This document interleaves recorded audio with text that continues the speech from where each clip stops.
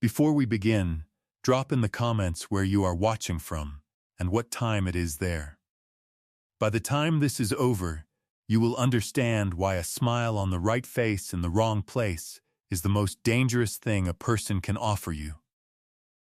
There are cases in Appalachian criminal history that the surrounding community understood completely, and the official record understood almost not at all.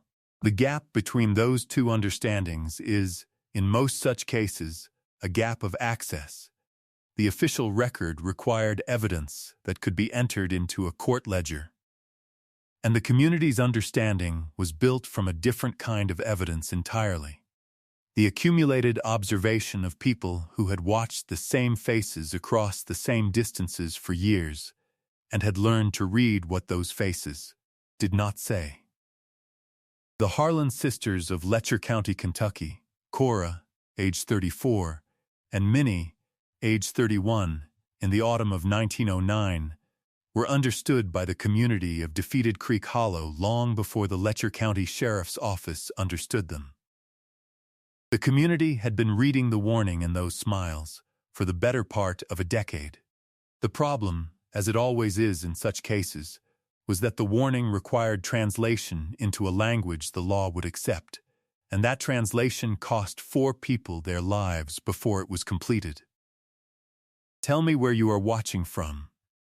You need to understand what this hollow was. Letcher County, Kentucky in 1909 was coal country in the early and most brutal phase of its extraction. The big operators had arrived in the 1890s, and in the decades since they had remade the county's economy and its landscape with a thoroughness that left very little of either unchanged. The broad-gauge railroad lines that the companies had driven through the mountain valleys to carry the coal out had also carried in the company store system.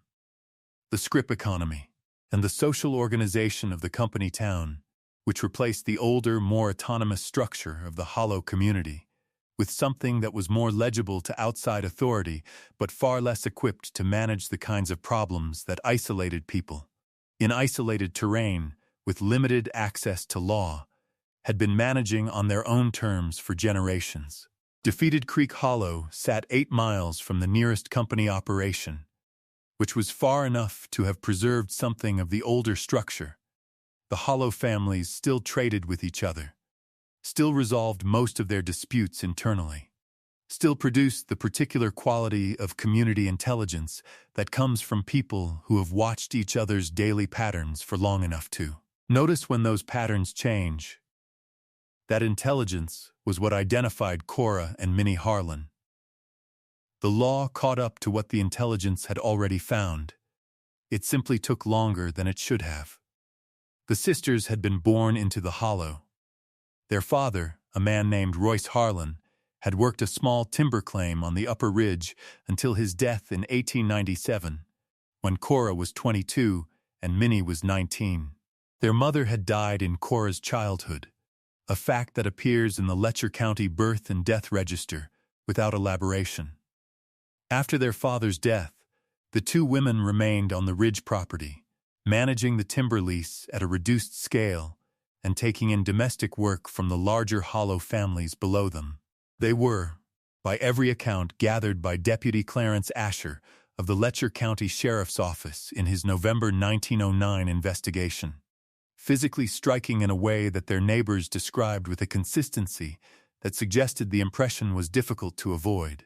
Tall for women of that period and place, Cora the taller by half an inch. Both of them long-limbed in the way of families that had worked ridge terrain for generations, with hair that was very dark and eyes that a coal company clerk named Martin Goff, who had occasion to deal with them twice in a business transaction in 1907, and who gave a voluntary statement to Asher, described as the color of creek water under shade, green and dark at the same time. And they did not move the way eyes usually move when you are talking to a person. Their hands were working hands, scarred at the palms from timber work, the knuckles prominent and dry. They moved quietly. They spoke carefully. and they smiled at people in a way that Martin Goff spent 3 sentences of his statement trying to describe before settling on. It was a smile that arrived too fast and left too slow, and did not change anything in the rest of the face while it was there. The community of Defeated Creek Hollow had been watching that smile for 9 years. By the autumn of 1909, they had been watching it and talking about it internally, and arriving at a collective understanding of what it meant, not in the vocabulary of criminal accusation, which required evidence and procedure and access to a law office 8 miles away, but in the practical vocabulary of community self-protection, which required only shared observation and the willingness to act on it. By 1908, families in the Hollow had begun, without announcement or coordination, to limit their interaction with the Harlan sisters. Invitations to community events that had previously included them stopped arriving. Requests for their domestic work dried up. The Blevins family, whose property shared a fence line with the upper Harlan Ridge, had moved their children's sleeping arrangements to the rooms farthest from the shared boundary. None of this constituted evidence. All of it constituted a community that had read the warning and was attempting to keep its distance from it. The first sign that the warning was founded in something more than communal unease had come in the spring of 1906. A traveling goods peddler named Harvey Slade, 41 years old, had made his circuit through the Defeated Creek Hollow in late April of that year, selling from a mule-drawn cart the household sundries, thread, lamp oil, tin goods, patent medicines that Hollow communities bought from traveling merchants, because the distance to the company store made regular supply trips impractical. Slade was known on his route. He had been working the Letcher County Hollows for 7 years and was considered reliable by the families he served. He stopped at the Harlan Ridge property on the afternoon of April 23rd. According to an account given to Deputy Asher in 1909 by a woman named Nettie Combs, who had been at the edge of her family's property that afternoon and had observed Slade's cart going up the ridge track, he had gone up, but had not come back down. Not that day, not the next. His circuit route was known to 3 other Hollow families who expected him, and when he did not arrive, they noted the absence without acting on it immediately. Traveling merchants missed schedules for reasons: a broken wheel, a sick mule, an unexpected overnight stop at a family that had offered hospitality. Nobody thought too much of it at first. When Slade's mule was found 3 days later at the bottom of the Defeated Creek Road, without the cart, without Slade, and with its traces cut rather than unbuckled, cut cleanly with something sharp, at the point where the traces attached to the collar, Nettie Combs told her husband what she had seen. Her husband told the Blevins patriarch. The Blevins patriarch rode to the Harlan Ridge. Cora and Minnie Harlan told him they had bought some goods from the peddler, and he had gone on his way. They were pleasant. They were cooperative. They smiled. He came back down the ridge and told his wife that he did not believe them and did not know what to do with that. Slade was never found. His cart was never found. A missing person entry was filed with the Letcher County Sheriff's Office in May of 1906. The entry noted his last confirmed stop as the Defeated Creek area. It noted no specific It noted no suspect. The case was open. It stayed open. And then Willard Pace disappeared. A 38-year-old fence builder who had contracted with several Hollow families for summer work, and who had accepted a job repairing the upper fence line of the Harlan Ridge property in June of 1907. He had told his wife he would be home by Saturday. He was not home by Saturday. He was not home the Saturday after that. His wife, a woman named Dora, went to the Harlan sisters. They told her Willard had finished the work on Wednesday and left. They smiled at her. She walked back down the ridge and told her nearest neighbor that she had looked into those women's faces and felt the cold of a February morning in the middle of June. Dora Pace's statement to Deputy Asher, given in November 1909, is the most detailed single document in the Letcher County Sheriff's case file on the Harlan sisters. It runs to 11 pages. It describes not only her June 1907 visit to the ridge, but the full 3 years between that visit and Asher's investigation. 3 years during which she had been certain of what had happened to her husband, and had possessed no mechanism by which to compel any official body to act on her certainty. She had gone to the sheriff's office in Whitesburg in the autumn of 1907. She had been told that the evidence of foul play was insufficient to justify a search of the Harlan property. She had gone back in the spring of 1908. She had been told the same. She had gone a third time in the winter of 1908, after a third person had gone up the Harlan Ridge and not come down, a 16-year-old boy named Clem Dutton, sent to the sisters by his mother to collect payment on a debt of $3 that Minnie Harlan owed the Dutton family for winter goods. Clem had ridden up on a Thursday morning with a note from his mother. He had not ridden back.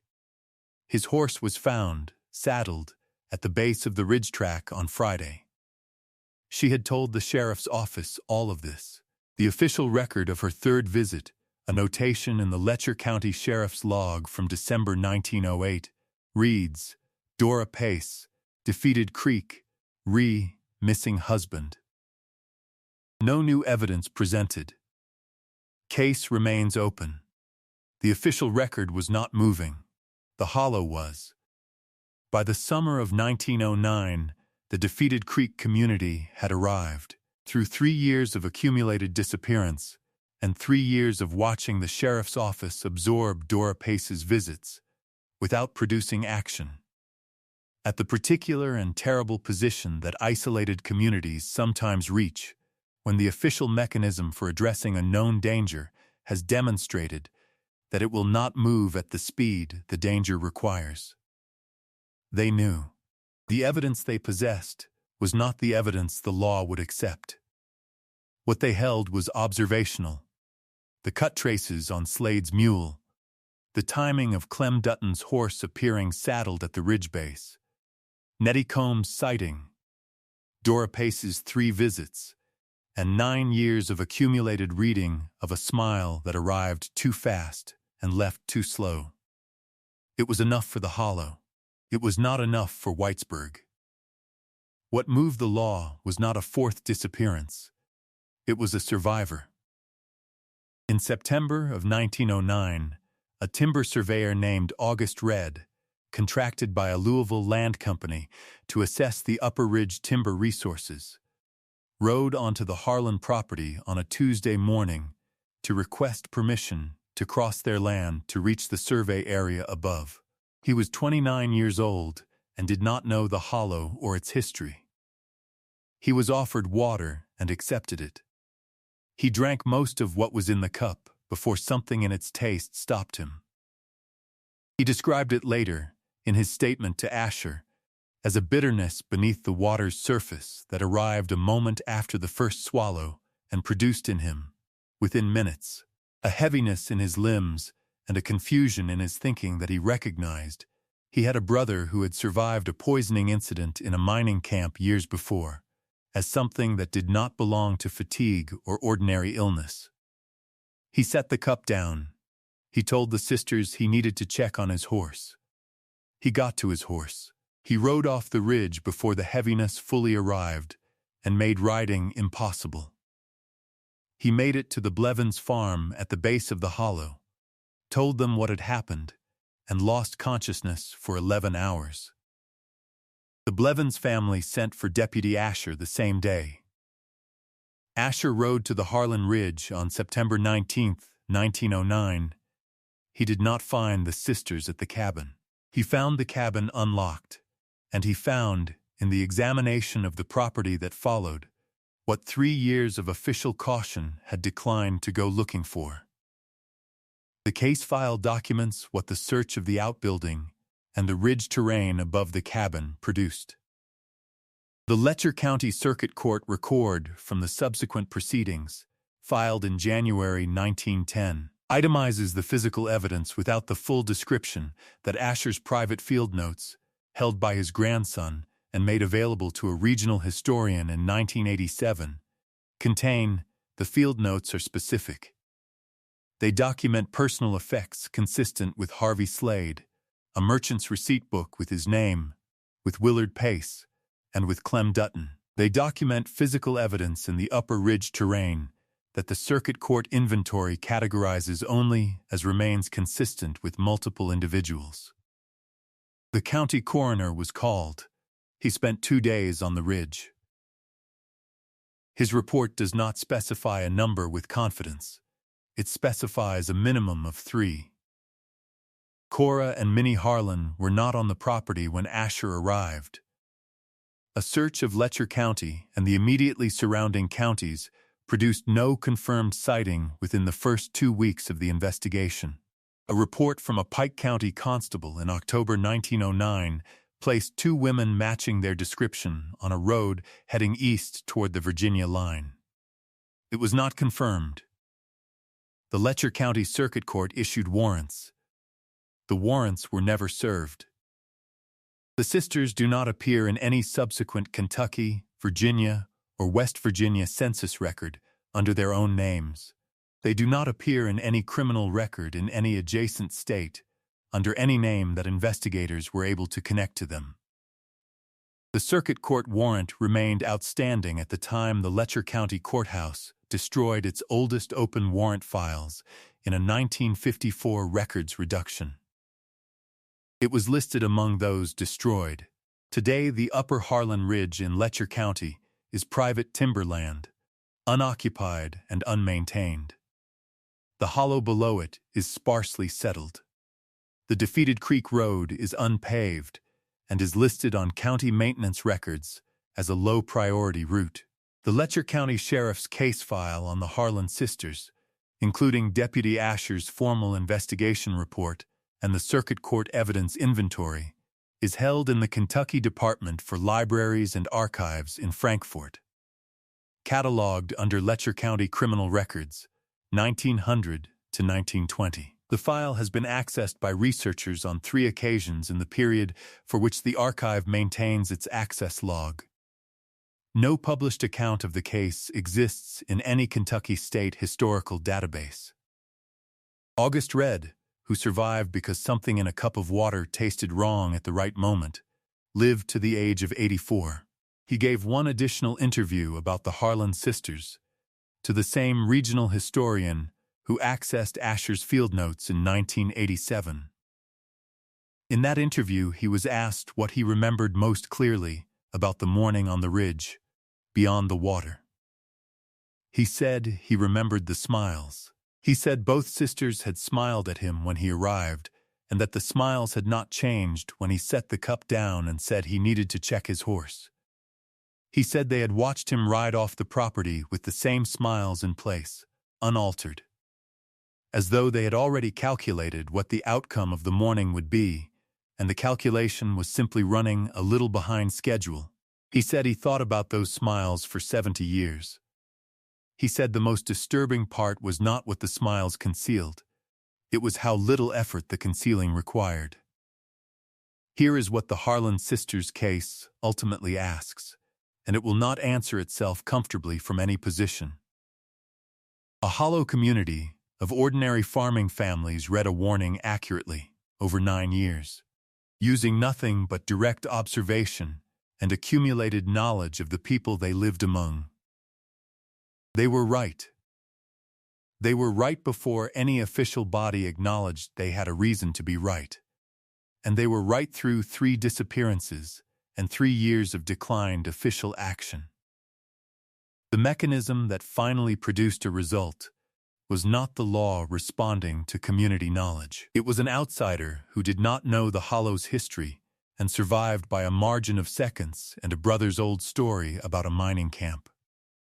What does it mean that the system designed to translate community knowledge into official action failed at every point, until the only surviving witness was a man who had no knowledge to offer? Only a cup he had set down in time. Dora Pace knew. Nettie Combs knew. The Blevins family knew. The Hollow knew. And the Hollow watched the law decline its knowledge 3 times, while it waited for August Red to ride onto the ridge and taste something wrong in his water. Some warnings are written in the most ordinary available language: a smile, a cup of water, a horse found saddled at the base of a ridge. The people who can read that language are not always the people with the authority to act on what it says. And sometimes the cost of that gap is measured in the 3 names on a coroner's report that could have been 1. What do you believe drove the Harlan sisters, 2 women who had survived on that ridge alone for 12 years after their father's death, who had been read accurately by their community and ignored accurately by the law? Were they predators from the beginning? Or did the ridge and the isolation and the years of being watched and whispered about and gradually excluded make them into something the Hollow's own slow turning away had a hand in creating? Drop it below. If these cases, the documented ones, the ones with field notes and circuit court inventories, and a survivor who lived long enough to give a second interview at 84, are what you want to keep finding, subscribe and ring the bell. We have more. None of them are comfortable. Watch the smile. Watch where it starts and where it stops, and what it does not touch on the way. A smile that does not arrive in the eyes is not a greeting. It is a calculation. And if you ever find yourself on a ridge track you do not know, offered water by someone whose face does not change when you arrive and does not change when you leave, ride. Do not look back. Just ride.